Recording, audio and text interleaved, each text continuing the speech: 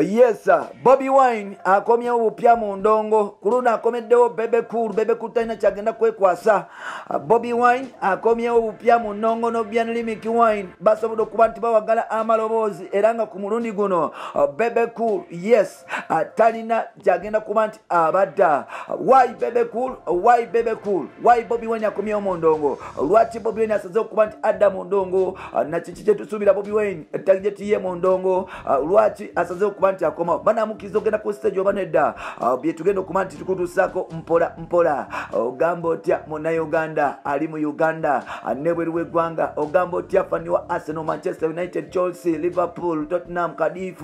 Ogamba otya fani wa Leicester City, Barcelona, Spain? Mpola mugamba mutya mpola mwebale kuba nti mutambula naffe ebbanga lyonna. Wano nno ngenda kutuusaako ebifa mu ggwanga lyattu Uganda osobola okuba nti obifuna mpola ebyenjawulo naawe osobola okuba nti obinnyonnyoka nga bwe olina okubeera nti bigenda mpola. Ennaku zigenderera mpola. Olina okuba nti weekwasa Mukama Katonda okusobola okuba nti obuliawo akuusaako omukono naawe osobola okuba nti ofuna byolina okuba nti ofuna. Bwobanga tofunye manya nti enkyalulwo yadde yes tewatondera kubeera bwotyo, tewatondera kubeera mu mbeera mbi era tewatondera kubeera masikini kusabiriza, wabula watondebwa okubeera nti teweereza emirimu gya Mukama n'okusitula famire yo mpola. So genda maaso n'okuba nti osaba n'okukkiriza nti one time ebintu birikyuka naawe famire nebeera obulungi. Tukwaniriza ku mukutu gwaffe omuganzi okumanyikiddwa nga Uganda Mukamuli amanya n'eddoboozi Bampitantambi Jimso namba 1 Kiboya Maxwell Junior. Webale kuba nti otambula naffe, webale kuba nti otwagala okutuukiriza n'okuba nti otufuula namba limoja. Webale nnyo webalire ddala nkukkiriza mu buladi wange era nga webale kuba nti otukkiriza mu lunaku lwaleero nzikiriza nsobola okuba nti nkujja gye nsobola okuba nti nkutwala ewa Bobby Wine ne Bebe Cool kw'ogattano Bianlimik Wine Firebase yonna eringa eyakomyewo mu ndongo era nga system egenda maaso n'okuba nti etambula bukwako nnyo. Jjukira nga yakagenda mu bululu awo yasobola okuba nti avako ku music industry wabula yagenda nga mu maaso n'okuba nti akuba obuyimbayimba awo yakuba coronavirus kafuuka katabo yazzemu n'akuba katengo kati yakubye xenophobia stop xenophobia mu Africa, stop xenophobia mu Uganda ne mu nsi ez'enjawulo. Bobby Wine in part 2 jjukira gwali mwaka gwa 2012 Kyagulanyi Robert Setamu Robert yali DJ yasobola okuba nti akyuka n'ayingira music industry era nga mu music industry yakyuka okuva mu DJ n'atandika okuyimba yakuba tune emanyikiddwa nga akagoma ka Lubendera nga bali mu Firebase n'avayo mpola yes n'akuba stunde ezisigaddewo n'atandika okuba nti awewukana ku musajja mukulu amanyikiddwa nga mu Bebe Cool ku mwaka gwa 2025. Wano nno olutalo lwatandikirawo paka kati olutalo lukyali lw'amaanyi musical yadde nga Bobby Wine yasobola okuba nti ava mu ndongo. Bebe Cool yagenda maaso n'okuba nti ajenyigiramu mpola ebiseera Bobby Wine byafunyemu holiday ngali mu byobufuzi. Katino part 2 yino Bobby Wine yakomye mu part 2 agamba nti ke kasero okuba nti entertaining abafani be yes abantu bonna abali balowooza nti Bobby Wine avudde mu ndongo mugenda kuba nti mwekabira. Bobby Wine yakomye mu music industry ne strategy mpya ne style mpya era nga Bebe Cool ennaku zino yes tateredde. Bobby Wine yageze maaso okuba nti atandika rehearsals n'okufulumya ennyimba empya yes ne muganda bamanyikiddwa nga no Bianli era nga ennyimba zino za byabufuzi zikwata ku bulamu w'abantu obwa bulijjo mpola nga Bebe Cool agera maaso n'okuyimba ziwayawaya Be My Wife Kus ne zisikaddewo. Bobby Wine agenda mu maaso n'okuba nti ayimba edutainment era nga onono wakusomesa Uganda yakusomesa eggwanga lyattu Uganda Africa n'ensi yonna ng'ayita mu music we.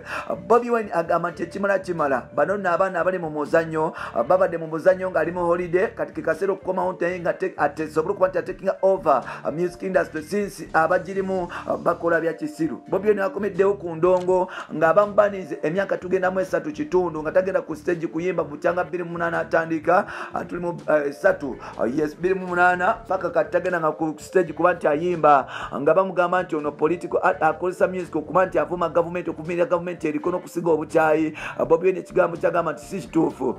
Ku luno yakomye mu part 2 era atadde akayimba stop xenophobia oba xenophobia mu Africa mu nsi yattu Uganda era nga akayimba kano bakoze no Bianli.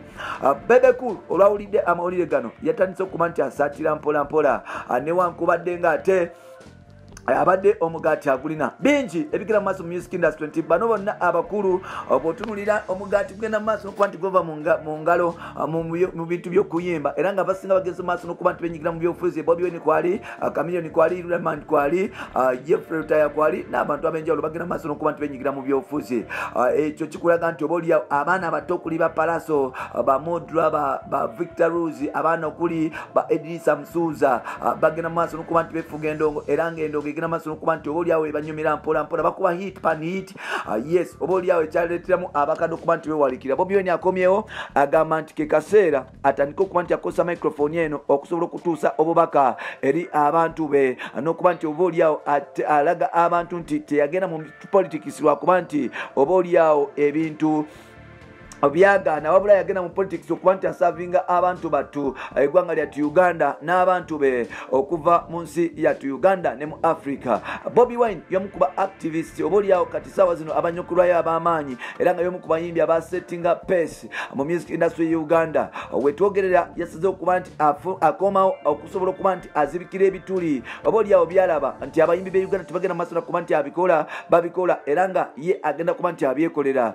Challenge nyingi Bobi Wine jakomeddewo nti asobola okuba nti agobera ku stage swimmers abivulu tewakyali naye ng'ate twakitegeddeko nti obaolyawo agenda maaso n'okuba nti atereeza streamline ye mpola mpola kubanga music we yali yabbibwa abantu ab'enjawulo so n'olwekyo agenda mu maaso n'okuba nti abitereeza ate nga yakisudde ddala nti music we ennaku zino akolera ddala alimu akasente kangi so yasazeho okuba nti akomawo mu music asobole okuba nti akima ku busente buno babebekulu obubeewaza asobole okuba nti nabo bateeka ku akawunti ejjukira obwa politics abulina obwa business abulina kati n'obwa music yakomyewo abukime abukukumbe abuteeke ku akawunti ye wano no babebekulu abegenda mu maaso n'okuba nti bayita ba big size extra large bajja genda mu maaso n'okuba nti baswala mpola mpola era nga bajja genda mu maaso n'okuba nti bakakkanako okubanga boss nanyinimu akomyewo. Tetumanyi batu ya muziki eno egenda koma naye ng'ate bebekulu saawa zino ali ku mukeeke kubanga omubanda wa Kabaka akomyewo okuba nti amusakata raga mwebala kuba nti mutambula naffe mamenyene dubozi bampita ntambi Jimson Amon Rich Boy Maxudi Junior webale kuba nti otwagala nnyo.